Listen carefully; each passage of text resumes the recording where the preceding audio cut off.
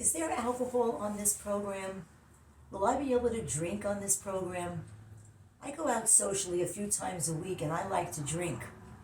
I enjoy a nightly drink or two when I get home after a stressful workday. A glass of wine or two in the evening really helps me to sleep better. When I know I'm going to drink in the evening, I cut down on what I eat during the day. Alcohol makes me feel more relaxed. I feel more confident in social situations when I drink. I can stop at any time I want, but I don't want to. When I hear these kinds of questions and statements in an initial conversation with someone who has reached out with an interest to work with me, I've got to set them straight right from the get-go. First, I do not get paid to tell clients what they cannot do.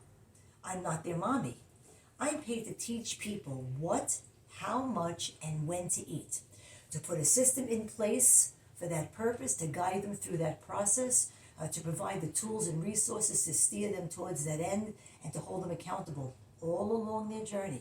And everyone knows that I do not believe in all or nothing. I emphasize repeatedly the importance of planning in advance to indulge every now and then. So enjoying a social drink or two or even three every now and then is one thing. But even when it's every now and then, alcohol lowers inhibitions and can and almost always does lead to poor decision making in the heat of the moment, especially when it comes to food choices. So when alcohol is a regular occasion in one's life, so are the bad food choices. I mean, do you really think that you can drink as much alcohol as you have been drinking to date that has contributed in no small way to your weight gain and still lose weight and keep it off? I mean, sorry folks, but that dog just ain't gonna hunt. If achieving and maintaining specific weight loss, fitness, and health goals are a real priority for you, well, you must rethink your drink.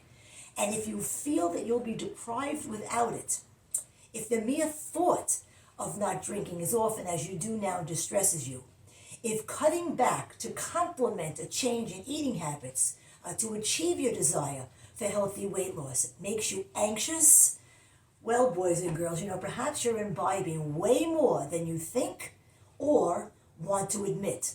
When the fear of abstaining or cutting back on your alcohol is greater than the fear of what being perpetually overweight or obese will surely bring, you've got a problem. Whether it's a disordered eating problem or a problem with coping in social situations or trying to fit in or keep up, or an alcohol problem, you have got a problem.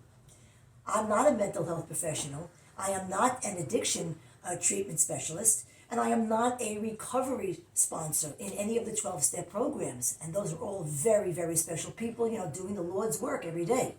But one thing I do know, as alcoholism progresses, so does the denial.